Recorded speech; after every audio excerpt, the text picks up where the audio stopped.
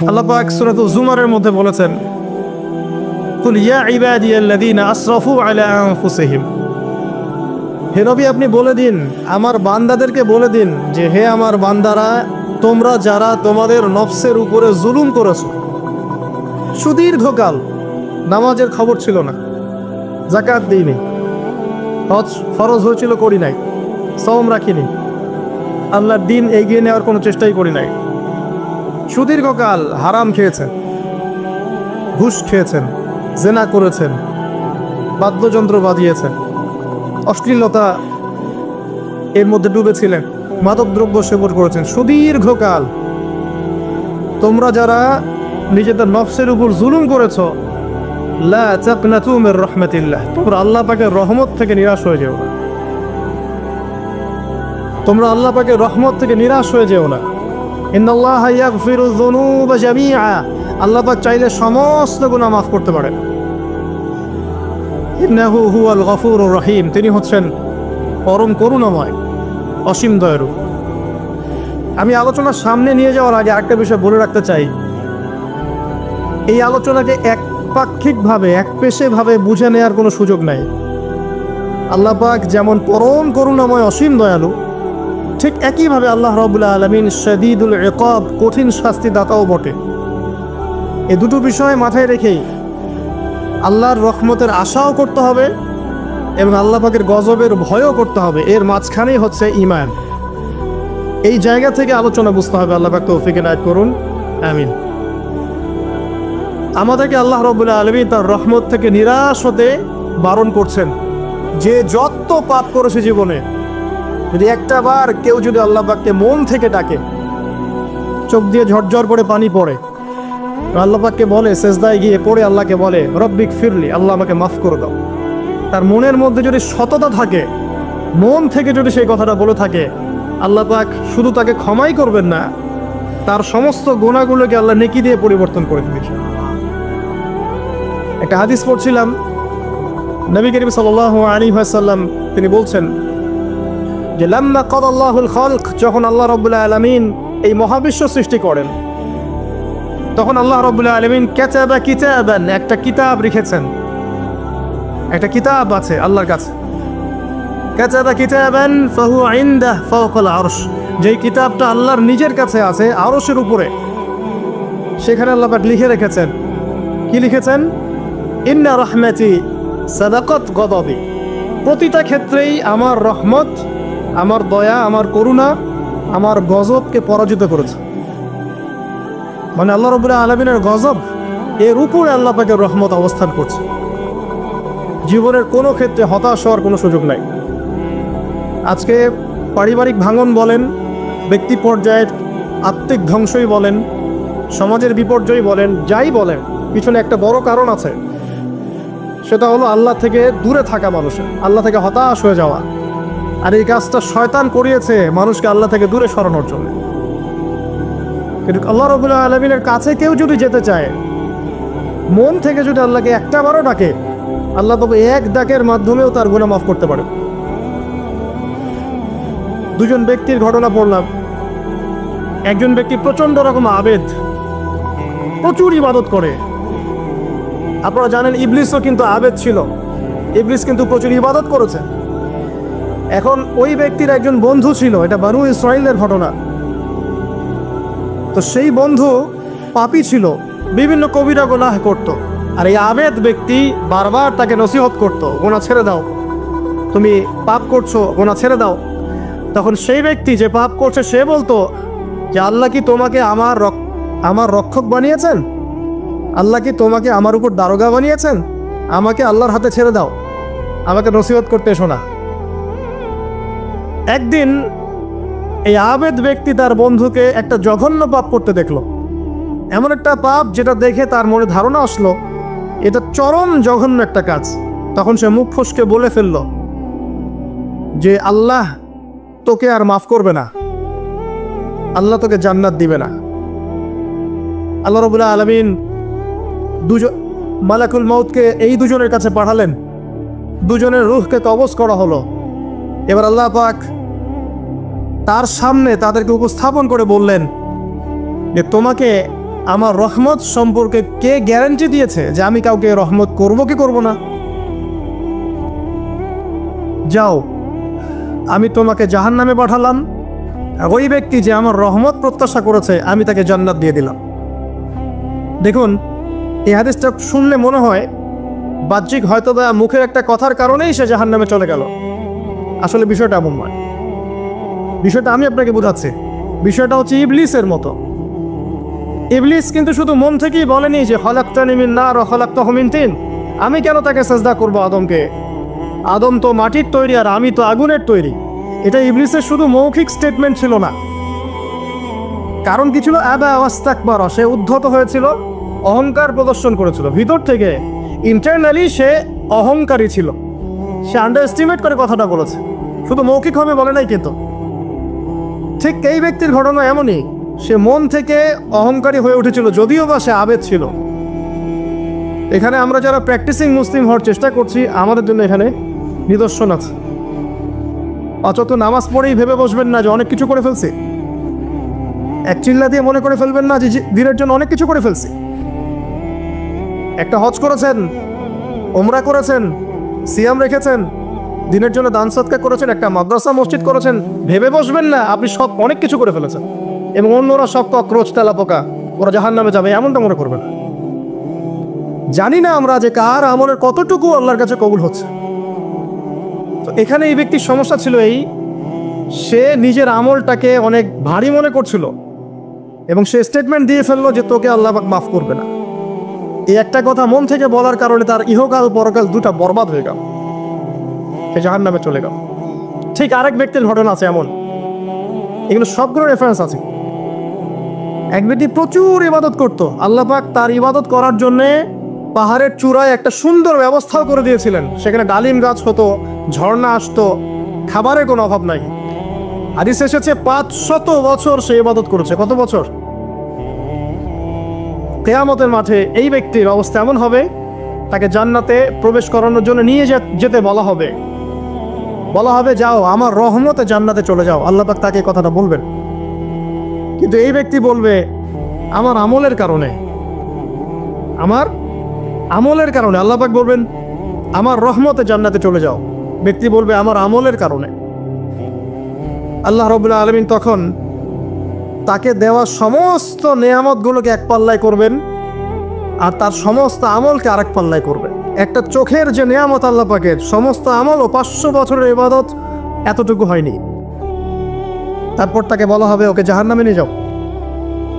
এবার জাহান্নামে যাওয়ার সময় সে বলবে আল্লাহ তোমার রহমতে আমাকে মাফ করে দাও। তখন আল্লাহ পাক তাকে আবার ডেকে নিয়ে আসবে, বলবেন যে তোমাকে যে আমি ইবাদত করার জায়গা করে দিয়েছিলাম, এটাকে তুমি নিজে করেছো না আমি করেছি? সে বলবে আপনি করেছেন। তোমাকে যে আমি সৃষ্টি করেছিলাম তখন কি তুমি কোন আমল করেছিলে? বলবে না। তাহলে তোমাকে যে সৃষ্টি করেছি আমি, এটা কি তোমার আমলের কারণে? না। তোমাকে সারা দুনিয়াতে এত নিয়ামত দিয়েছি, এটা কি তোমার আমলের কারণে? সে বলবে না। তখন তাকে জান্নাতে প্রবেশ করানো হবে। কিয়ামতের মাঠে এমন অনেক ঘটনা ঘটবে যেটা আমাদের চিন্তার বাইরে। আরেকজন ব্যক্তিকে ডেকে আনা হবে, যে ব্যক্তি একটা দুটা নয় বরং 100টা খুন করেছে। সে 99 জন মানুষকে হত্যা করার পর ফতোয়া খুঁজে বেড়াচ্ছিল যে আমার তওবা কবুল হবে কিনা। একজন আবেদের কাছে গিয়েছে। আবেদ আর আলেম কিন্তু এক জিনিস না। আবেদ মানে যে প্রচুর ইবাদত করে, তার জ্ঞান কম, সে শুধু জানে কিভাবে ইবাদত করতে হয়। আলেম হচ্ছে সে যে শরীয়তের গভীর জ্ঞান জানে, আবার ইবাদতও করে। আবার যারা জ্ঞান আছে আমল নাই, সেও কিন্তু প্রকৃত আলেম না। প্রচুর জ্ঞান আছে কিন্তু জ্ঞান অনুযায়ী আমল করে না, সেও কিন্তু প্রকৃত আলেম নন। এবার আসেন, এই আবেদের কাছে গিয়ে সে বলছে আমার কি ক্ষমা হবে? আমি 99টা খুন করেছি। সে বলল তোমার আবার ক্ষমা? তোমার ক্ষমা নাই। তখন এই ব্যক্তি এই আবেদকে হত্যা করে 100টা খুন পূর্ণ করলো, ওকেও সে মেরে ফেলছে। আমার ক্ষমাই হবে না তো তোর বেঁচে থাকার কি দরকার, তুইও মর। এই ব্যক্তির মধ্যে একটা চেতনা তৈরি করলেন যে আমাকে তওবা করতে হবে। সে তখন সার্চ করতে লাগলো আরো কোনো আলেম আছে কিনা। এরপর অনেক দূরে একজন আলেমের সন্ধান পাওয়া গেল। সে সেখানে গেল, তাকে গিয়ে বলল, আমার কি ক্ষমা হবে? সে আলেম তাকে বলল, হ্যাঁ তোমারও ক্ষমা হতে পারে, যাও তুমি ইস্তেগফার করো এবং এই এলাকা থেকে অন্য এলাকায় চলে যাও। মানে যে এলাকায় তুমি অনেক দিন ছিলে, যেখানে তুমি অনেক পাপ কাজ করেছো, এখানে থাকার দরকার নাই, তওবা করে তুমি অন্য কোথাও চলে যাও, নতুন একটা জীবন শুরু করো। এখানে থাকলে হবে কি, তোমার স্মৃতিগুলো তোমাকে তাড়িয়ে বেড়াবে এবং মানুষ তোমাকে খারাপ নজরে দেখতেই থাকবে, তুমি তখন কষ্ট পাবে। এই জন্য তুমি চলে যাও। তো চলে যেতে যেতে সে রাস্তায় ইন্তেকাল করে। এবার তার রূহ নিবে কে? এই জন্য দুদল ফেরেশতা আসছেন, জান্নাতি এবং জাহান্নামী। তাদের মধ্যে বাক বিতর্কটা হচ্ছে কে রূহ নিয়ে যাবে। জাহান্নামের ফেরেশতারা বলছেন সে এতগুলো খুন করেছে, তার রূহটা আমরা নিব। আর জান্নাতি ফেরেশতারা বলছেন না, সে তওবা করতে এসেছিল, অতএব সে আল্লাহর অভিমুখী হয়েছে, তার রূহটা আমরা নিব। আল্লাহ পাক এখানে একটা কৌশল করলেন। আল্লাহ পাক ফেরেশতাদেরকে বললেন, তোমরা রাস্তাটাকে পরিমাপ করে দেখো, যেদিকে যাচ্ছিল তার পরিমাপ বেশি নাকি যেখান থেকে এসেছে ওর পরিমাণ বেশি। আল্লাহ পাক জমিনকে আদেশ করলেন, হে জমিন তুমি প্রশস্ত হয়ে যাও। এবার পরিমাপ করে দেখা গেল সে তওবার দিকে আসছিল, এর পরিমাণটা বেশি। এই একটা কাজের ওসিলা আল্লাহ পাক তাকে মাফ করে দেবেন। মনে রাখবেন, এটা মৌখিক বিষয় ছিল না, সে মন থেকে, ভিতর থেকে কিন্তু সে আল্লাহর প্রতি অনুগত হয়েছিল। এই মনের বিষয়টা আল্লাহ ছাড়া কেউ জানে না। আপনি দেখতে পারেন সমাজে অনেকে দাড়ি, টুপি, পাগড়ি, জুব্বা সব লাগিয়ে ঘুরছে, বিশ্বাস করেন তাদের মনটা এমনও হতে পারে যে জানোয়ারের চেয়েও কুৎসিত, এমনও হতে পারে। আবার আপনি দেখবেন সমাজে এমন অনেক মানুষ ঘুরছে যারা হয়তো অনেক পাপে লিপ্ত মনে হচ্ছে, কিন্তু মনের মধ্যে সততা আছে। আর যার মনের মধ্যে সততা আছে, আল্লাহ পাক কোনো না কোনো দিন ইনশাআল্লাহ তাকে হেদায়েত দিবে। এটা আমরা আমাদের অভিজ্ঞতা থেকেও দেখেছি। এমন অনেক মানুষকে আমরা দেখেছি যে ড্রাগ অ্যাডিক্টেড ছিল, মিউজিক করেছে, হারাম সম্পর্কের মধ্যে ছিল, নামাজ ঠিক মতো পড়ে নাই, কিন্তু যখনই আল্লাহর কথা আলোচনা হতো দেখতাম সে খুবই শান্তভাবে মন থেকে কথা শুনছে। এ কথা শুনতে শুনতে শুনতে একদিন মাশাআল্লাহ এখন দেখবেন যে চিল্লা দিয়ে বেড়াচ্ছে বিভিন্ন মসজিদে। আল্লাহ হেদায়েত দিয়েছে, সব ছেড়ে দিয়েছে। এরকম মানুষের অভাব নাই কিন্তু সমাজে। তো এখানে আল্লাহ পাকের রহমত বা দয়ার একটা উজ্জ্বল দৃষ্টান্ত দেখতে পারবেন। ঠিক এরকম আরও একটা ঘটনা আছে বনু ইসরাইলের। এক ব্যক্তি এত পাপ করেছে যে শেষে মৃত্যুর সময় সে সন্তানদেরকে ডাকছে, ডেকে বলছে যে আমি যখন মারা যাব আমার লাশটাকে তোমরা কবর দিও না, যদি আল্লাহ পাক আমাকে ধরতে পারেন তাহলে খবর আছে আমার। কি করতে হবে? সে বলছে যে আমার দেহটাকে তোমরা পুড়িয়ে ফেলবে এবং পুড়িয়ে ফেলার পরে ছাইগুলোকে একত্রিত করবা, করে অর্ধেক ছাই সমুদ্রে ভাসিয়ে দিবা, অর্ধেক ছাই বাতাসে উড়িয়ে দিবা। সন্তানরা তাই করলো। মৃত্যুর পর আল্লাহ পাক এই সমুদ্র এবং জমিনকে বাতাসকে আদেশ করলেন যে তোমরা ছাই জড়ো করে দাও। আর মানুষ আর জিন আল্লাহর কথা না শুনলেও এই প্রকৃতি আল্লাহ পাকের কথা শোনে। বিজ্ঞান বলে প্রকৃতি থেকে সব হচ্ছে। কি প্রকৃতি? প্রকৃতি কি, কাকে বলে? মানুষকে আল্লাহর ইবাদতকে বাদ দিয়ে প্রকৃতি পূজায় নিয়ে গেছে। এই পুরো প্রকৃতি আর মহাবিশ্ব এক আল্লাহর ইবাদত করে। কে সৃষ্টি করলো প্রকৃতি? প্রাকৃতিকভাবে হয়েছে সবকিছু বলে, আল্লাহ থেকে হয়েছে বলা যাবে না। বললে আপনি মৌলবাদী হয়ে যাবেন। আল্লাহ শব্দ ইউজ করলে আপনি মৌলবাদী হয়ে যাবে। ধর্মতাত্ত্বিক শব্দগুলোকে আস্তে আস্তে উঠিয়ে দেওয়া হয়েছে। দেখবেন যুক্তি, বিজ্ঞান, দার্শনিক শব্দগুলোকে আনা হয়েছে। এটাও টেকনিক্যালি করা হয়েছে।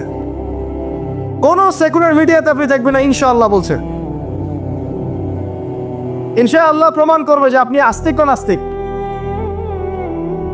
তো প্রকৃতিকে আল্লাহ পাক আদেশ করলেন, এই সমুদ্র ছাই জড়ো করো, এই বাতাস ছাই জড়ো করো। তারা ছাই জড়ো করে দিল।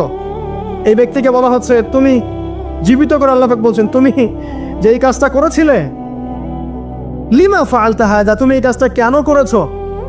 তখন এই ব্যক্তি উত্তর দিচ্ছে, মিন খাশিয়াতিকা ইয়া রাব্বি ওয়া আনতা আ'লাম। হে আল্লাহ, আমি আমার বুঝে যা এসেছে আপনার ভয়েই আমি এই কাজটা করেছি, আর আপনি খুব ভালো করেই জানেন যে আমি আপনার ভয়ে করেছি নাকি অন্য কোনো কারণে করেছি। মানে আপনি আমার মনের কথা জানেন। আল্লাহ পাক তাকে মাফ করে দিলেন। আপনাদেরকে আমি সেই ব্যভিচারী মহিলার কথাও মনে করাই, যে ছিল একজন প্রস্টিটিউট মহিলা। পতিতা, যেটা আমরা বলি সমাজের ভাষায়, যদি এখন নতুন শব্দ এসেছে সেক্স ওয়ার্কার বা যৌনকর্মী, এবং এগুলোকে আমরা এখন প্রমোট করছি, আমরা এখন অশ্লীলতাকে প্রমোট করছি। এই কথা বলতে আমাদের বুক কাঁপা উচিত নয় যে আমরা এখন অশ্লীলতাকে প্রমোট করছি। আমরা এখন কাপড় খোলার সংস্কৃতি থেকে যাচ্ছি। যে কাপড় খুলে দিয়েছিল ইবলিস, ইবলিস আমাদের বাবা মার কাপড় জান্নাতে খুলে দিয়েছিল, এটা কি জানেন? ফল খাওয়ার পরে এই ফল খেতে কে প্রলুব্ধ করেছে? ইবলিস। গাছের কাছে গিয়ে ফল ভক্ষণ করার পর সর্বপ্রথম আমাদের পিতামাতার গা থেকে কাপড় খুলে পড়ে গেছে। আমাদের পিতামাতাকে মহাবিশ্বে নগ্ন করে দিয়েছে ইবলিস, আর তার অনুসারীরা এই জমিনে আদম সন্তানদেরকে নগ্ন করছে এখন। অতএব এই যে একটা ট্রেন্ড এখন চলছে, দেখবেন হারাম রিলেশনশিপকে মিডিয়ার মধ্য দিয়ে প্রমোট করা হচ্ছে, মনে হয় একটা স্বাভাবিক বিষয়, কোনো বিষয় না এটা, যে কেউ জেনাই করতে পারে, জেনা পর্ন খুব নর্মাল। হালাল ভাবে যদি আপনি বিয়ে শাদী করতে যান তখন সমস্যা হচ্ছে, হালাল ভাবে যদি আপনি বিয়ে করতে যান তখন সমস্যা হচ্ছে। হারাম ভাবে আপনি যা ইচ্ছা তাই করতে পারেন, সমাজে কেউ কিছু বলছে না, এখন বলছে এগুলো স্বাধীনতা। সুবহানাল্লাহ, কোন স্বাধীনতা? স্বাধীনতা বলে কোনো শব্দ নাই মহাবিশ্বে। এই পুরো বিশ্বের সমস্ত মানুষ আল্লাহর অধীনে পরাধীন। এই বিশ্বে যত মানুষ বসবাস করছে এখন, এরা কেউই স্বাধীন নয়, না কেউ স্বাধীন ছিল না আছে না থাকবে, সবাই আল্লাহ পাকের দাসত্বের অধীনে পরাধীন। স্বাধীন সেই এই পৃথিবীতে যে ব্যক্তি শয়তানের তাবেদারি করে ও নফসের তাবেদারি করে, ও তো স্বাধীন, যা ইচ্ছা তাই করতে পারে। এই যে অশ্লীলতার প্রমোটিংটা চলছে, এটাকে পারিবারিকভাবে বন্ধ করতে হবে। আল্লাহ পাক আমাদেরকে বোঝার তৌফিক দান করুন। এগুলো যত বাড়বে সমাজে মহামারী আসবে, দেখে নিয়ে মহামারী আসবে, দুর্ভিক্ষ আসবে, সমাজে এমন সব রোগ ব্যাধির জন্ম হবে যেগুলোর নামও শোনে নাই মানুষ কখন, এবং সামনে ভূমিধস অপেক্ষা করছে, এগুলো আসবে। যাই হোক, ওই মহিলা, যে ব্যক্তি একজন যৌনকর্মী ছিল, বা যেটা আমরা বলি ব্যভিচারেরই মহিলা ছিল, একটা কুকুরকে দেখেছে সে পানি পান করার জন্য তৃষ্ণার্ত, সে এটাতে মায়া করে দয়া করে তার মোজাটাকে নামিয়ে এই কূপ থেকে পানি উঠিয়ে কুকুরকে পান করিয়েছে। এই একটা কাজের বদৌলতে আল্লাহ রাব্বুল আলামিন এই ব্যভিচারী মহিলাকে মাফ করে জান্নাত দিয়ে দিয়েছে। হাদিস এটাও এসেছে, নবী সাল্লাল্লাহু আলাইহি ওয়াসাল্লাম বলেছেন, ইরহামু মান ফিল আরদ, তোমরা সবাই জমিনবাসীর প্রতি রহম করো। জমিনে মুসলিমই থাকতে হবে, তাদের প্রতি রহম করতে হবে এমন নয়, জমিনবাসী যারাই আছে সবার প্রতি রহম করো, জাতি ধর্ম বর্ণ নির্বিশেষে, এমনকি পশু পাখির প্রতিও দয়া করো। ইরহামু মান ফিল আরদ, জমিনে যা আছে সবার প্রতি রহম করো। ইয়ারহামুকুম মান ফিস সামা, যিনি আসমানে আছেন তিনি তোমাদের প্রতি রহম করবে ইনশাআল্লাহ। ইসলাম এই কথাগুলো বলেছে 1400 বছর আগে। আজকের এই বিশ্বে, সোকল্ড এই মডার্ন বিশ্বে, যেখানে মানুষের রক্তের কোনো দাম নাই, সেখানে ইসলাম পশু পাখির অধিকার নিয়ে কথা বলেছে 1400 বছর আগে। কাদেরকে কি শেখাতে আসেন? কোরআন এবং সুন্নাহর বাইরে অভ্রান্ত সত্যের কোনো উৎস আছে? এখানে যা আছে তাই চূড়ান্ত। মানতে চাইলে মানেন, না মানতে চাইলে জাহান্নামে যান, কেউ তো বাধ্য করছে না। লাকুম দীনুকুম ওয়ালিয়া দিন। আল্লাহ পাকের রহমত দেখেন। আরেকটা ঘটনা আছে এমন, একটা বিড়ালকে বেঁধে রেখেছিল এক মহিলা, খাবার দেয় নাই, কষ্ট দিয়েছে। একটা বিড়ালকে খাবার না দিয়ে কষ্ট দেওয়ার কারণে এই মহিলাকে আল্লাহ পাক জাহান্নামে পাঠিয়েছে। এরকম কত ঘটনা আছে, এই ঘটনাগুলো হাদিসের পাতায় বর্ণিত আছে। কোরআনে কি বলছে দেখুন। কোরআনের আমি কয়েকটা পয়েন্ট আপনাদেরকে খালি বলছি, এটা নিয়ে আমি সকালে ভাবছিলাম। আল্লাহ পাক আদম আলাইহিস সালামকে সৃষ্টি করেছেন আমরা সবাই জানি। আল্লাহ পাক সূরা সাদের মধ্যে বলছেন ইবলিসকে, হে ইবলিস, তোমাকে কিসে বারণ করলো আদমকে সেজদা করতে, যে আদমকে আমি নিজের হাত দিয়ে সৃষ্টি করেছি। আল্লাহ রাব্বুল আলামিন যে আমাদেরকে এত যত্ন করে ভালোবেসে সৃষ্টি করেছেন, এটা কি আল্লাহ পাকের দয়ার নিদর্শন নয়? মহাবিশ্বের অন্য কোন মাখলুক সৃষ্টির ব্যাপারে আল্লাহ পাক বলেন নাই খলাকতু বিয়াদাই, আমি নিজ হাতে তাকে সৃষ্টি করেছি। শুধু সৃষ্টি নয়, সৃষ্টি করার পর আল্লাহ পাক তাকে সমস্ত নাম শিক্ষা দিয়েছেন। এই যে জ্ঞান শিক্ষা দেওয়া, জ্ঞান, এটা আল্লাহ পাকের সবচেয়ে বড় নিদর্শনগুলোর মধ্যে অন্যতম।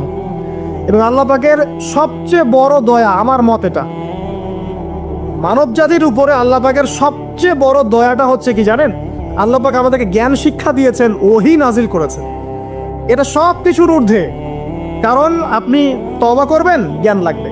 নামাজ পড়বেন, জ্ঞান লাগবে। রোজা রাখবেন, জ্ঞান লাগবে। যাকাত দিবেন, ইলম লাগবে। আপনি দিনের যে কোনো আমল করেন, ইলম লাগবে। জান্নাত জাহান্নামের পথ খুঁজে পেতে হলে ইলম লাগবে। দেশ চালাবেন, ইলম লাগবে। অর্থনীতি চালাবেন, ইলম লাগবে। ইলম ছাড়া কিছু নাই, ইলমের উপরে কিচ্ছু নাই। এই ইলমটা আল্লাহ পাক কাকে শিক্ষা দিয়েছেন? আদম আলাইহিস সালামকে। আমরা তো শিখেছি সমাজবিজ্ঞান বইগুলোতে যে আমাদের পূর্বপুরুষরা নাকি গুহায় থাকতো আর গাছের ছালপাতা খেয়ে থাকতো, তাই না? লতা পাতা খেয়ে থাকতো, গাছের ছালপাতা খেয়ে থাকতো, পোশাক পরতো আর কি। বোগাস, ডাহা, মিথ্যা কথা। আল্লাহ রাব্বুল আলামিন সূরা বাকারা এবং সূরা আরাফ পড়ে দেখেন, আল্লাহ পাক বলছেন যে আদম আলাইহিস সালামকে আল্লাহ পাক সমস্ত নাম জ্ঞান শিক্ষা দিয়েছেন। মহাবিশ্বের যে প্রয়োজনীয় জ্ঞানগুলো আছে সেগুলো আল্লাহ পাক আদমকে শিখিয়েছেন আলাইহিস সালাম। ওয়াল্লামা আদামাল আসমাআ কুল্লাহা, আল্লাহ পাক আদমকে সমস্ত নাম শিক্ষা দিয়েছেন। আমাদের পিতা মাতারা মূর্খ ছিলেন না, তারা সৃষ্টি থেকেই জ্ঞানী ছিলেন। আদম আলাইহিস সালামের পারমাণবিক বোম বানানোর কোনো প্রয়োজন ছিল না। ছিল? বানান নাই। আপনার মধ্যে এই জ্ঞানটা আসছে কিভাবে? বাই ডিএনএ আপনি জ্ঞান পাচ্ছেন, কারণ আমরা আদম সন্তান। অনেক জ্ঞান আমাদের ভিতরেই আছে, এগুলো চর্চার মধ্য দিয়ে, গবেষণার মধ্য দিয়ে প্রস্ফুটিত হয় মাত্র। জ্ঞান ভিতরে আছে আমাদের। আমাদের পিতাকে জ্ঞানী করে পাঠানো হয়েছে। এই জ্ঞান শিক্ষা দেওয়াটা হচ্ছে আল্লাহ পাকের সবচেয়ে বড় দয়াগুলোর মধ্যে একটা। গ্রহণ করেছেন। শুধু তাই নয়, আদম আলাইহিস সালামকে এমন জ্ঞান শিক্ষা দিয়েছেন যে জ্ঞান ফেরেশতারা পর্যন্ত জানতো না। এটা কি দয়া নয়? এটা কি আদম সন্তানের প্রতি ভালোবাসা নয়? তারপরে সেজদা করিয়েছেন। মহাবিশ্বে অন্য কাউকে কি সেজদা করানো হয়েছে? কোরআনে কি এমন কোনো দলিল আছে যে আদম আলাইহিস সালাম ছাড়া অন্য কাউকে সব ফেরেশতারা সেজদা করেছেন? আছে? তাহলে এই যে সম্মান দেয় আল্লাহর পক্ষ থেকে, সম্মান কিসের ভিত্তিতে সম্মান? শারীরিক ক্ষমতার ভিত্তিতে? সম্মানটা কি কারণে? জ্ঞানের কারণে, ইলমের কারণে, জ্ঞানের কারণে সম্মান। এই সম্মান দেওয়াটা কি আল্লাহ পাকের রহমত এবং দয়ার নিদর্শন নয়? অতএব সম্মান পেতে হলে, আল্লাহর রহমত পেতে হলে সেই জ্ঞানের চর্চায় আবার ফিরে আসতে হবে। আপনি যদি আজও সেই ওহির জ্ঞানের চর্চা করেন, আল্লাহ পাক এই পৃথিবীবাসীর বুকের মধ্যে আপনার জন্য সম্মান পয়দা করে দিবেন ইনশাআল্লাহ। দেখে নিন, ওই সেই জ্ঞানী যদি আপনি এখনো চর্চা করেন, আজও আপনি সম্মানিত হবেন ইনশাআল্লাহ। ব্যক্তি চর্চা করলে ব্যক্তি সম্মানিত হবে, একটা পরিবার চর্চা করলে ওই পরিবার সম্মানিত হবে, একটা সমাজ যদি চর্চা করে সেই ওহির জ্ঞান, ওই সমাজ সম্মানিত হবে। একটা দেশে যদি আপনি ওই ওহিভিত্তিক জ্ঞান ছড়িয়ে দেন, পুরো দেশকে আল্লাহ পাক সম্মানিত করবেন ইনশাআল্লাহ, পুরো জাতিকে সম্মানিত করবেন ইনশাআল্লাহ।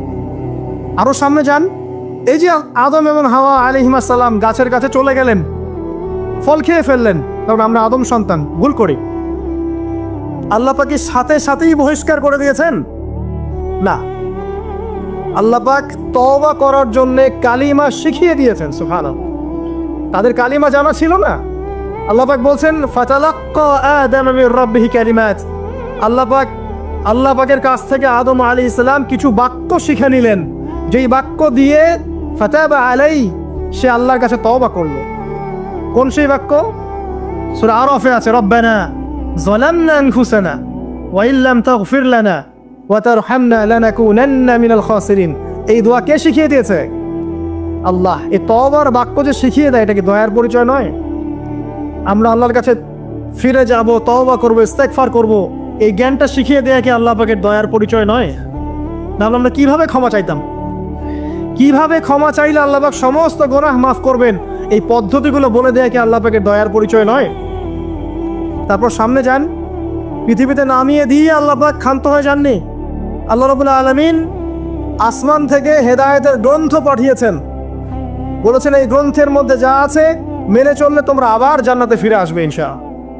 আল্লাহ পাক আদম এবং হাওয়া আলাইহিস সালাম এবং আদম সন্তান সবাইকেই সৃষ্টি করেছেন। উদ্দেশ্য হচ্ছে আল্লাহ পাক আমাদেরকে জান্নাত দিতে চান।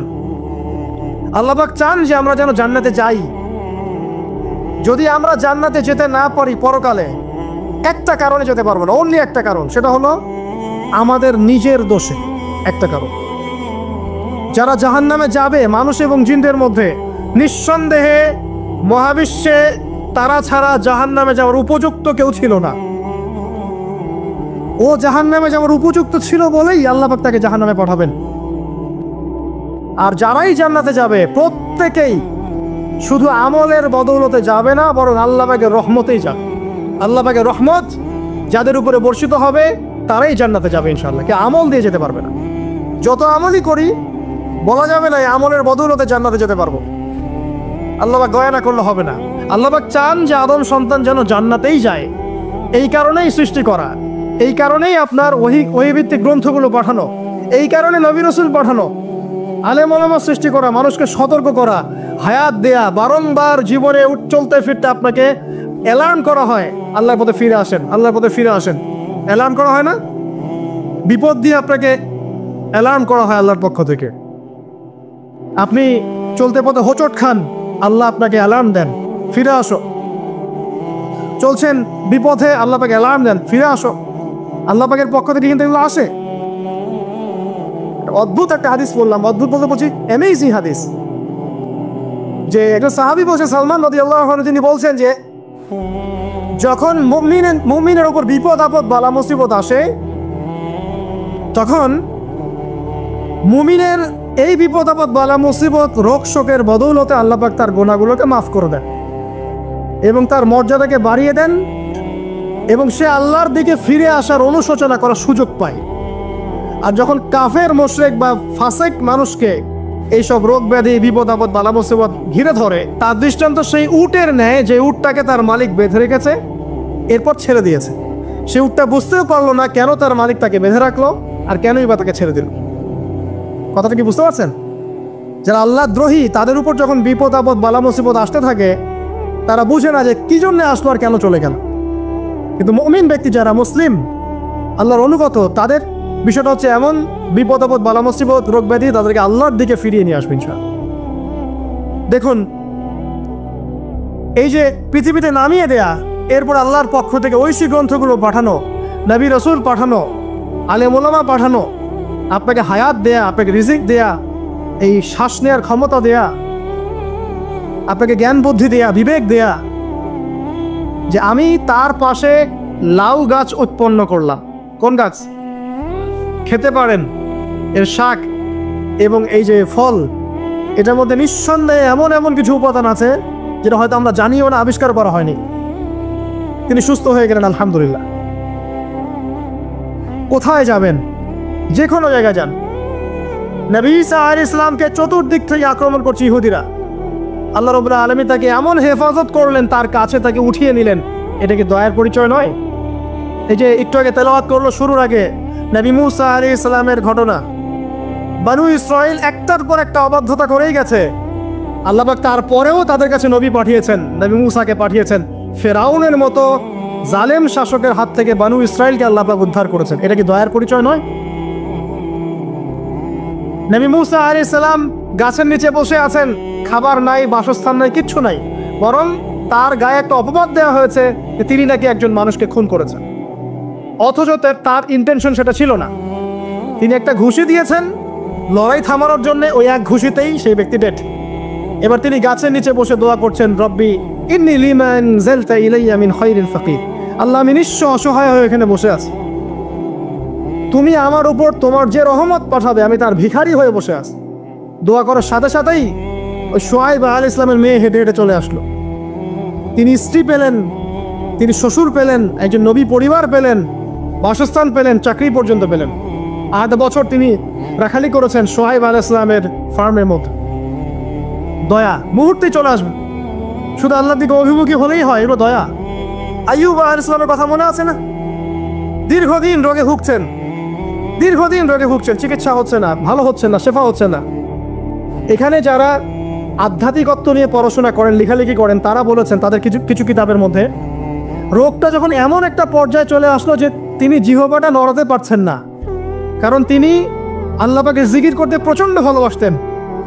এক পর্যায়ে রোগটা এমন একটা জায়গায় চলে আসলো যে জিহ্বাটা তিনি নড়াতে কষ্ট হচ্ছে।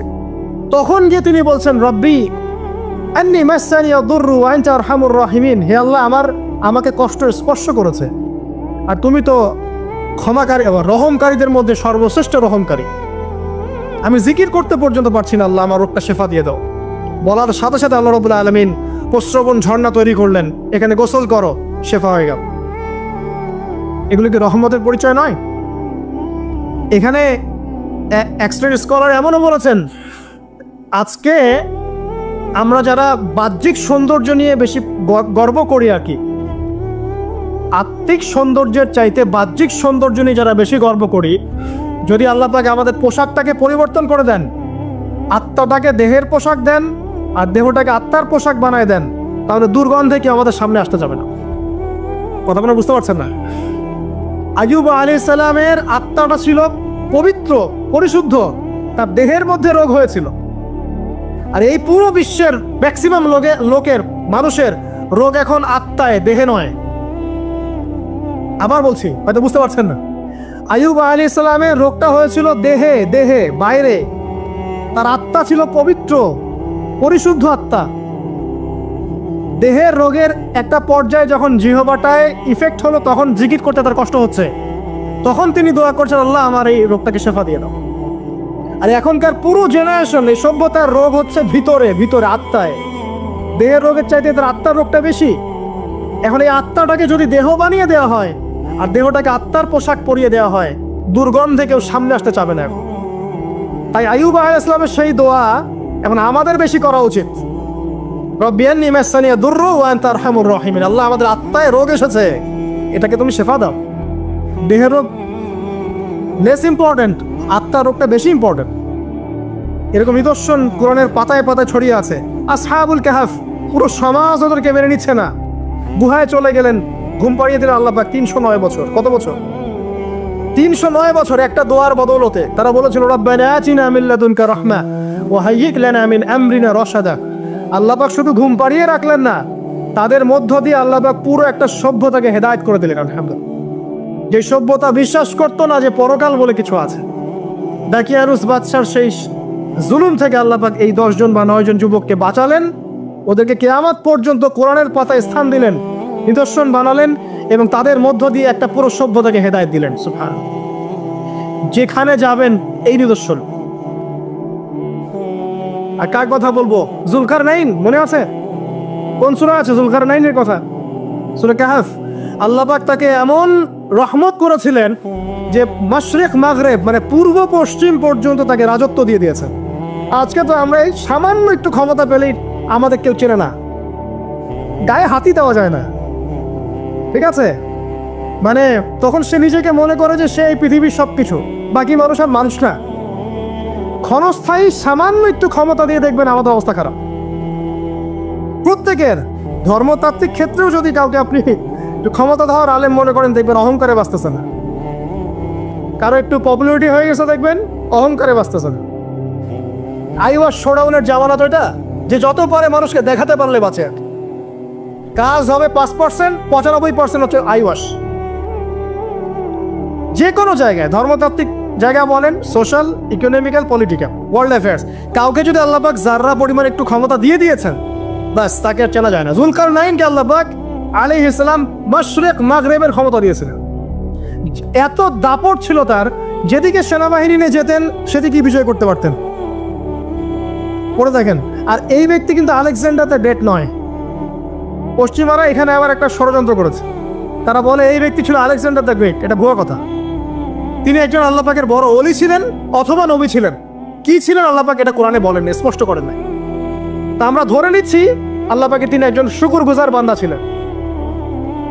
তাকে একটা কওম বলছে যারা পাহাড়ের মাঝখানে থাকতো, ইয়া যুলকারনাইন, হে যুলকারনাইন, ইন্না ইয়াজুজ ওয়া মাজুজ মুফসিদুনা ফিল আরদ। ইয়াজুজ আর মাজুজের সভ্যতা জমিনে ফাসাদ সৃষ্টি করছে। ফাহাল নাজআলু লাকা খারাজান আলা আন তাজআলা বাইনানা ওয়া বাইনাহুম সাদ্দা। আমরা কি তোমাকে একটু ট্যাক্স দিব, খাজনা দিব, যে খাজনার বদৌলতে তুমি একটা প্রাচীর নির্মাণ করে দিবে, যে প্রাচীর নির্মাণ করলে ওরা আর আমাদের কাছে আসতে পারবে না।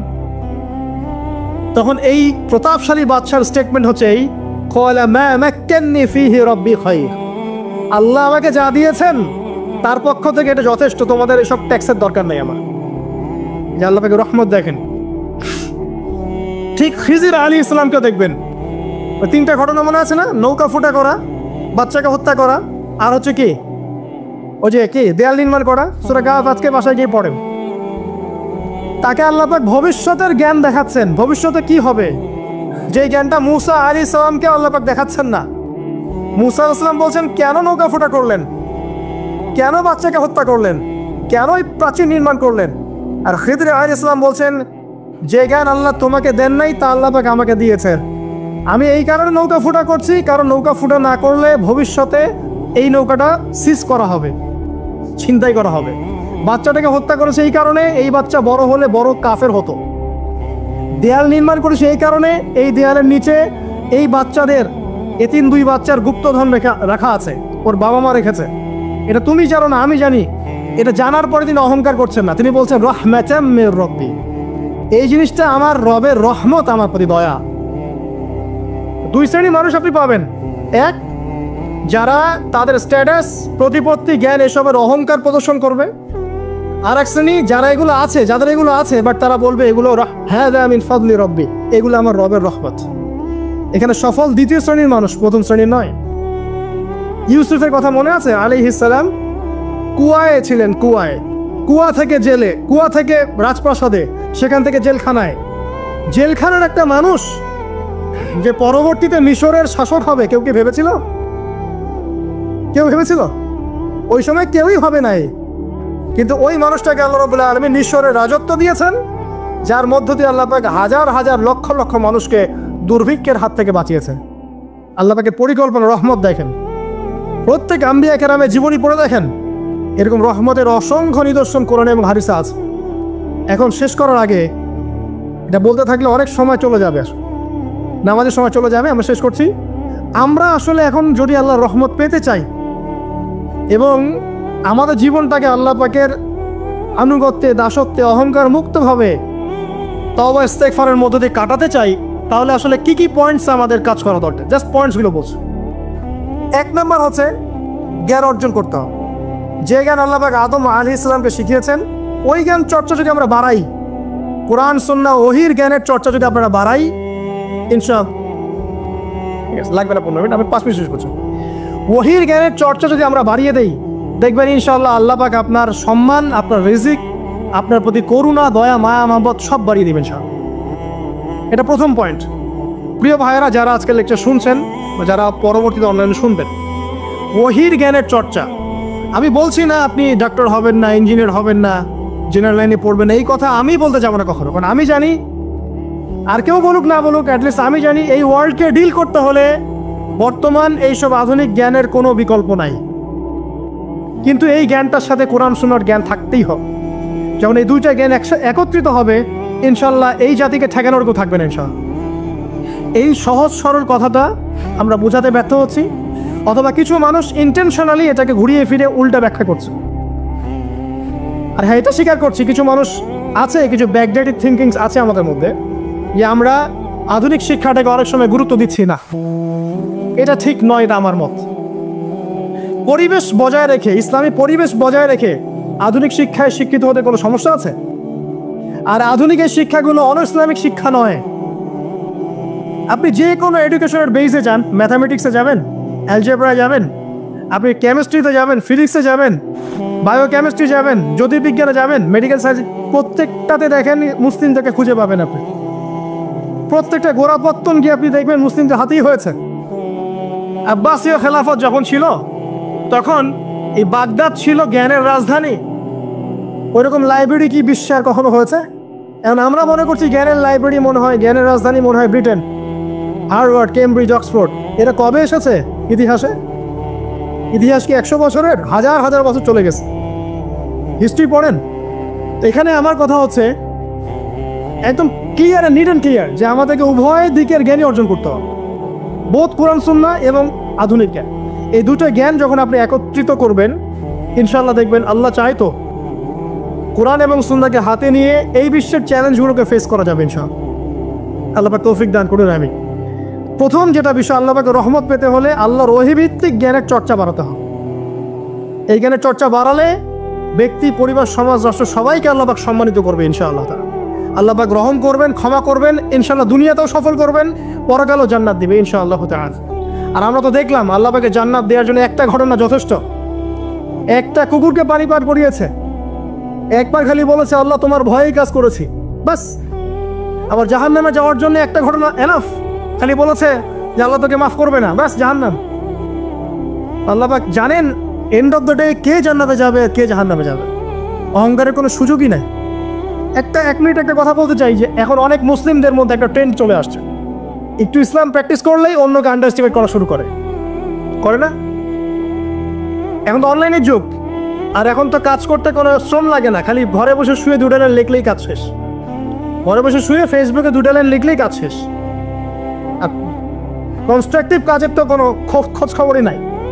এগুলো সহজ, এই কারণে দেখা যায় বর্তমান যুগে সমালোচনা, বিপদ, আন্ডারস্টিমেট করা, এগুলো সংস্কৃতি বেড়ে গেছে। এগুলোর মধ্য দিয়ে আমরা দিন পালন করার পরেও ক্ষতির মধ্যে আছি।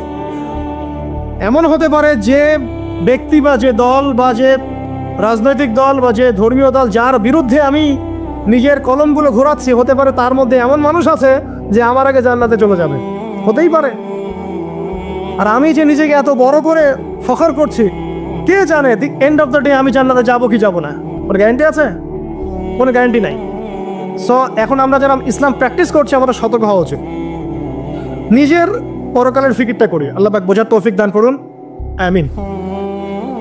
2 নাম্বার যেটা বলবো, যে রাসূলুল্লাহ সাল্লাল্লাহু আলাইহি ওয়াসাল্লামের রেখে যাওয়া যে আদর্শ এবং সুন্নত, এর চর্চা যারা বাড়িয়ে দিবে আল্লাহ পাক রহম করবে ইনশাআল্লাহ।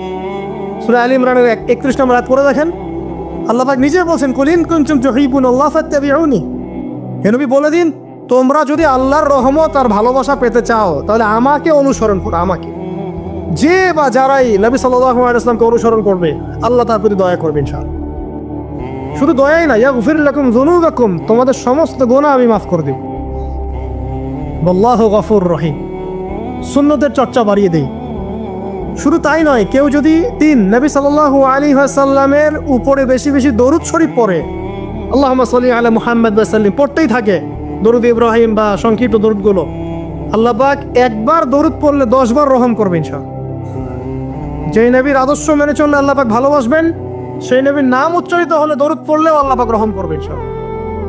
সে বলে যে আমি এটা শিখতে চাই, তখন এই পাদ্রী তাকে বলে তুমি তো জাদু শিখতে যাও এই বাদশার দরবেশের কাছে, বাদশার জাদুকরের কাছে, যদি ওরা জানতে পারে তাহলে তো সমস্যা।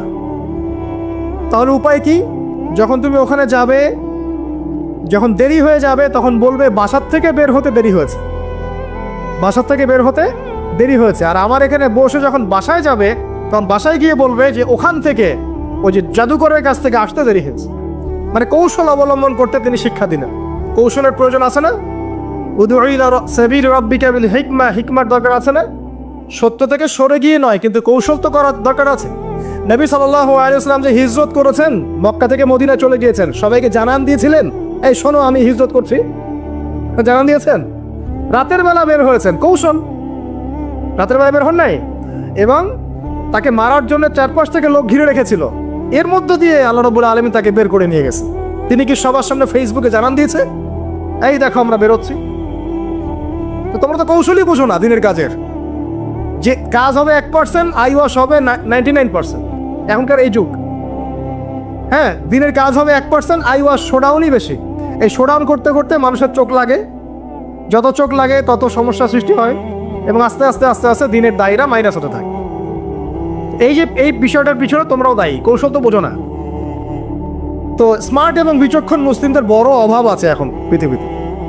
যতক্ষণ পর্যন্ত বিচক্ষণতা অর্জিত হচ্ছে না ততক্ষণ পর্যন্ত ইসলামের বিজয় হচ্ছে না, এটা মাথায় রাখেন। তারপর সামনে যান। এবার এই বাচ্চা খুব সুন্দর করে ব্যালেন্স করলো, একবার এখানে যায় একবার ওখানে যায়। এই করতে করতে ওই যে জাদুকরের ইন্তেকাল হয়ে গেল, মারা গেল জাদুকর। এবার এই বাচ্চার কাছে মাশাআল্লাহ অনেক এলেম কালাম আছে। এদিকে সে পাদ্রীর জ্ঞানে দীক্ষিত হচ্ছে। দীক্ষিত হতে হতে তার মধ্যে আল্লাহ পাকের প্রতি একটা পরিপূর্ণ ঈমান চলে আসে, সে মুসলিম হয়ে গেল আলহামদুলিল্লাহ।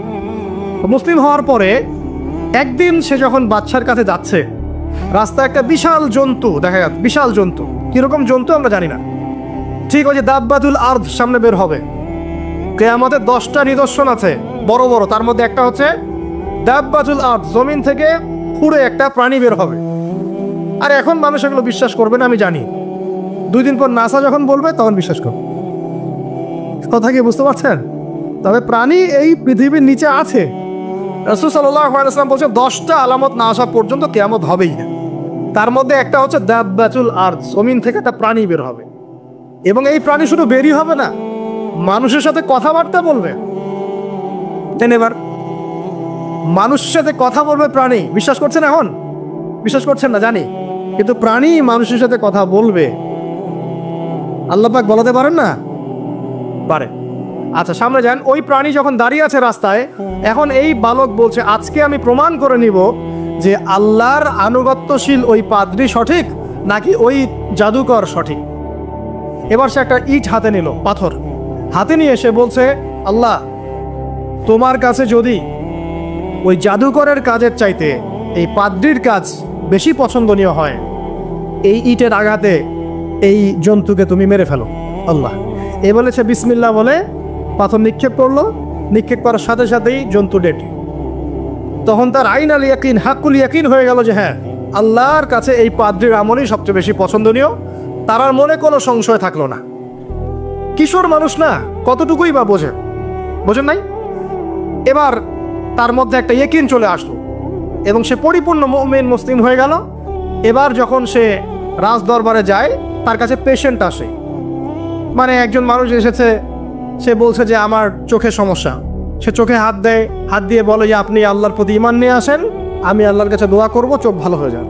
এভাবে পেশেন্ট আসে, সে বলে আল্লাহর প্রতি ঈমান নিয়ে আসেন, আমি দোয়া করব ভালো হয়ে যাবে। এভাবে আস্তে আস্তে তার নাম এবং খ্যাতি ছড়িয়ে পড়তে লাগলো। যেই তার কাছে আসে সে বলে আগে মুসলিম হন, ইমানদার হন, আল্লাহর প্রতি বিশ্বাস করেন, আমি দোয়া করব ভালো হয়ে যাবে। চোখ অন্ধ ভালো হয়ে যাচ্ছে, কুষ্ঠ রোগী ভালো হয়ে যাচ্ছে, হ্যাঁ প্যারালাইজড রোগী ভালো হয়ে যাচ্ছে, আলহামদুলিল্লাহ। নবী ঈসা আলাইহিস সালাম এমনটা করেছিলেন না? আল্লাহ পাক চাইলে করতে পারে।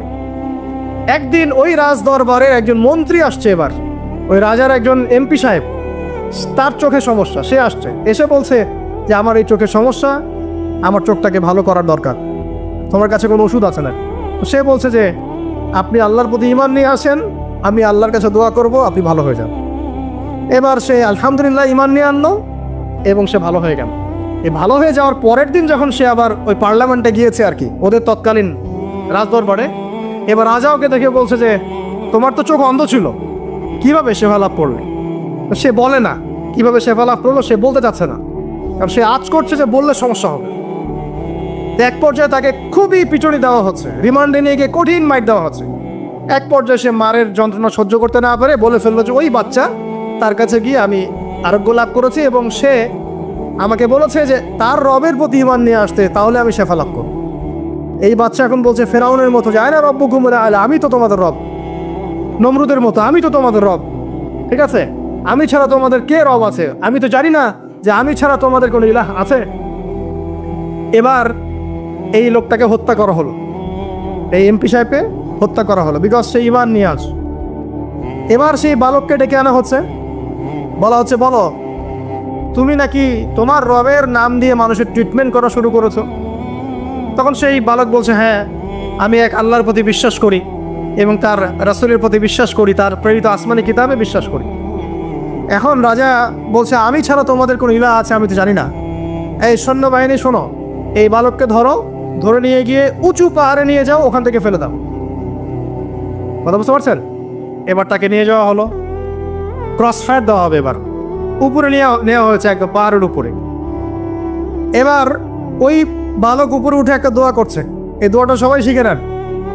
ওই বালক উপরে উঠে দোয়া করছে আল্লাহুম্মা কফিনিহিম বিমা শি'তা, আল্লাহুম্মা কফিনিহিম বিমা শি'তা, আল্লাহুম্মা কফিনিহিম বিমা শি'তা। পাহাড় থরথর করে কাঁপা শুরু করলো এবং ওই সৈন্যবাহিনী পাহাড় থেকে পড়ে গেল, বালকের কিচ্ছু হলো না।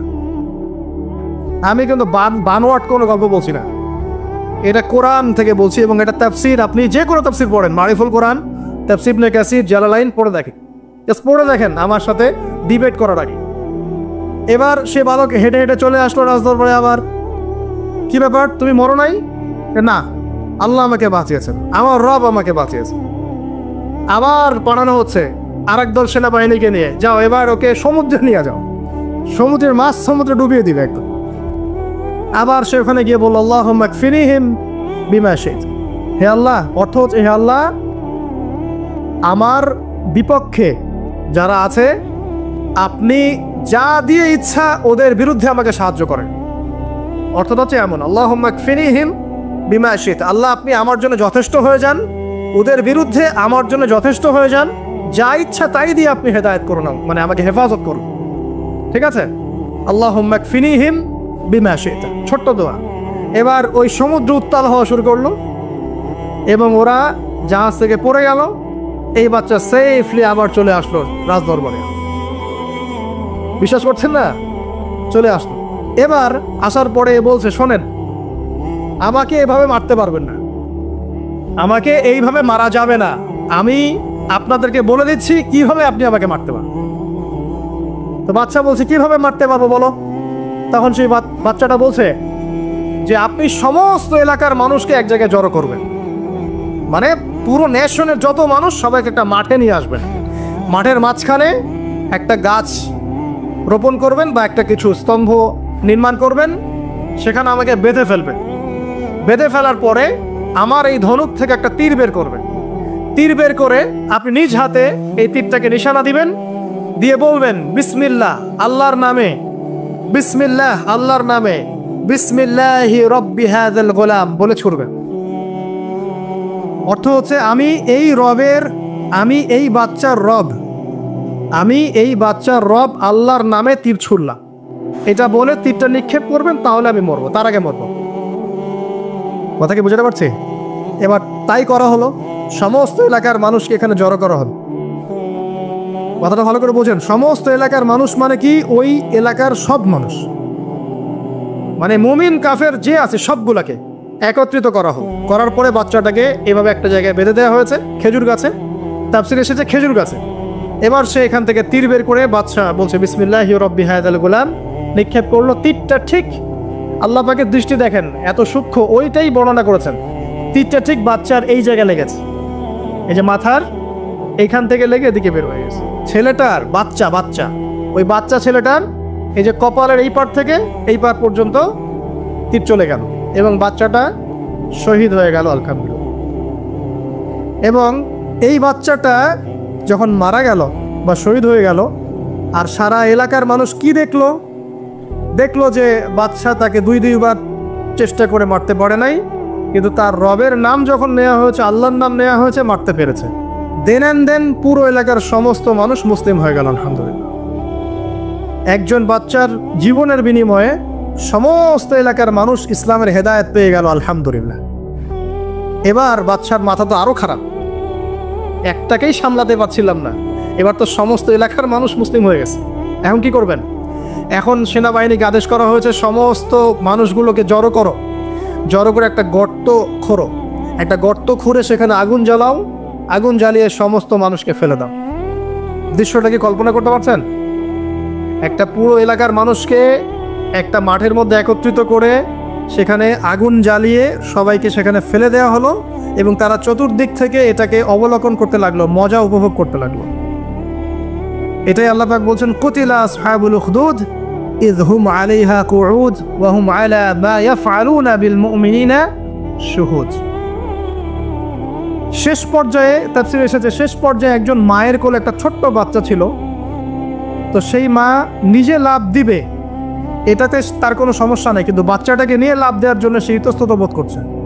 কারণ আল্লাহ রাব্বুল আলামিন সেই ছোট্ট বাচ্চাটার কোলের সেই ছোট্ট বাচ্চাটার জবানের মধ্যে আল্লাহর কুদরত নিদর্শন নাজিল করলেন। ওই বাচ্চাটা কথা বলা শুরু করলো।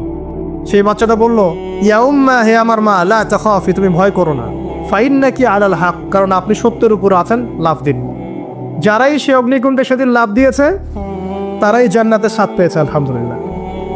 এই হলো আসহাবুল উখদুদের ঘটনা, যেটা আল্লাহ রাব্বুল আলামিন সূরা বুরুজের মধ্যে বলেছেন। এখানে একটাই শিক্ষণীয় বিষয়, ঈমান এর শক্তি একজন ছোট্ট বালকের মধ্য দিয়ে কিভাবে আল্লাহ রাব্বুল আলামিন পুরো নেশনকে হেদায়েত করতে পারেন, এবং আল্লাহ রাব্বুল আলামিন সমস্ত পরিকল্পনার উপরে মহা পরিকল্পনাকারী, এবং আল্লাহ সুবহানাহু ওয়া তাআলা তাদেরকে চিরস্মরণীয় করে রেখেছেন কোরআনের পাতায়। কিয়ামত পর্যন্ত মানুষ এই ঘটনা পড়বে, তাদের থেকে শিক্ষা গ্রহণ করবে না? আল্লাহ রাব্বুল আলামিন সবচেয়ে বেশি স্মার্ট, না আমরা সবচেয়ে বেশি স্মার্ট? এরপরে আল্লাহ রাব্বুল আলামিন বলছেন যে তারা ঈমান আনা ছাড়া অন্য কোনো অপরাধ করে নাই। এই মুমিন যারা ছিল আগুনে লাফ দিয়েছে, এদের কি কোনো অপরাধ ছিল? এদের কোনো অপরাধ ছিল? কি অপরাধ ছিল? তারা শুধুমাত্র কি ছিল? মুমিন ছিল। ঈমান আনার ফলে তাদের এই পরিণতি হয়েছে, তাদেরকে অগ্নিকুণ্ডে লাফ দিতে তারা বাধ্য হয়েছে। যারা দিয়েছে তারা কি জান্নাতি না জাহান্নামী? জান্নাতি। ওই যে বালক যে একা দৃষ্টান্ত স্থাপন করে গেল এবং পুরো নেশনকে হেদায়েত দিয়ে গেল, এই বালক সফল না ব্যর্থ? আল্লাহ রাব্বুল আলামিন যদি চান তাহলে এরকম একজন দুইজন মানুষকে দিয়েও পুরো নেশনকে হেদায়েত করাতে পারেন। এবং যেটা হয়ে গেছে আগে সেটা এই যুগেও সম্ভব। সম্ভব না? শুধু সম্ভবই না, বরং আপনাদের চোখের সামনে এটা হয়েছেও, কিন্তু আপনারা সেটা বুঝতে পারেন নাই। আপনাদের চোখের সামনে যুগের পর যুগ এমন ঘটনা ঘটেছেও, কিন্তু আপনারা হয়তো বুঝতে পারেন নাই, ধরতে পারেন নাই। আল্লাহ রাব্বুল আলামিন এমন মানুষদেরকে দিয়ে পুরো নেশনকে হেদায়েত করেন। কিছু মানুষকে আল্লাহ পাক পরীক্ষায় ফেলেন, তাদের মধ্য দিয়ে আল্লাহ পুরো নেশনকে হেদায়েত করতে পারেন। আলহামদুলিল্লাহ। আসহাবুল উখদুদের এই বাচ্চার মধ্যে আমাদের সবার জন্য নিদর্শন আছে। আল্লাহ পাক আমাদের সবাইকে প্রকৃত ঈমানদার হওয়ার তৌফিক দান করুন, বেশি বেশি আমাদের সালেহ করার তৌফিক দান করুন, ঈমানের উপর দৃঢ় থাকার তৌফিক এনায়েত করুন এবং দৃষ্টান্ত স্থাপন করার তৌফিক দান করুন। এবং যে কোনো রকম দৃশ্য অদৃশ্যের বিপদ আপদ বালা মুসিবতের বিপক্ষে আল্লাহ পাকই যেন যথেষ্ট হয়ে যান। আমিন। শেষ করি, সূরাটার সামনে যাই। আল্লাহ রাব্বুল আলামিন এরপর যেটা বলেছেন, ইন্নাল্লাযীনা ফাতানুল মুমিনিনা ওয়াল মুমিনাত সুম্মা লাম ইয়াতুবু ফালাহুম আযাবু জাহান্নাম। যারা মুমিনদের সাথে এমন নির্যাতন করলো, কি করলো? আগুনে পুড়িয়ে জীবন্ত মেরে ফেললো। যারা মুমিনদের সাথে এমন দৃষ্টান্ত স্থাপন করলো, নির্যাতন করলো, ফিতনায় ফেললো এবং তওবা করে ফিরেও আসলো না, আল্লাহ পাক বলছেন নিশ্চয়ই তাদের জন্য যন্ত্রণাদায়ক শাস্তি আছে জাহান্নামে। ওয়ালাহুম আযাবুল হারিক, এবং তাদের জন্য মর্মান্তিক শাস্তি অপেক্ষা করছে। কাদের জন্য? যারা মুমিনদেরকে ফিতনায় ফেলেছে, কষ্ট দিয়েছে, নির্যাতন করেছে, নিপীড়ন করেছে। তারপর আল্লাহ পাক বলেন ইন্নাল্লাযীনা আমানু ওয়া আমিলুস সালিহাত লাহুম জান্নাতুন তাজরি মিন তাহতিহাল আনহার। আর যারা এই পরীক্ষায় উত্তীর্ণ হয়ে গেল, যাদেরকে আসহাবুল উখদুদরা ফেলে দিল গর্তে, যারা আগুনে লাফ দিল, অগ্নি পরীক্ষা দিল, আল্লাহ পাক বলছেন এরা সফল হয়েছে, এরা জান্নাতে যাবে যার তলদেশ দিয়ে নহর সমূহ প্রবাহিত হচ্ছে। আলহামদুলিল্লাহ। ওয়াযালিকাল ফাওজুল কাবীর। আর এটা হচ্ছে সবচেয়ে বড় সাফল্য। এটাই হচ্ছে সাফল্যের চূড়ান্ত সংজ্ঞা। দুনিয়াতে আপনি কতটুকু খাচ্ছেন, পড়ছেন, কতটুকু ব্যবসা বাণিজ্য করছেন, কতটুকু স্ট্যাটাসের মালিক, এটা বড় কথা নয়। আপনি দিন শেষে জান্নাতে যেতে পারবো কিনা, এটাই বড় কথা। যদি জান্নাতে যেতে পারি, ইনশাআল্লাহ তাআলা আমরা সফল। যদি জান্নাতে যেতে ব্যর্থ হই, আল্লাহ না করুক, তাহলে আমাদের চেয়ে ব্যর্থ এই মহাবিশ্বের কোনো সৃষ্টি নাই। আল্লাহ পাক বোঝার তৌফিক এনায়েত করুন।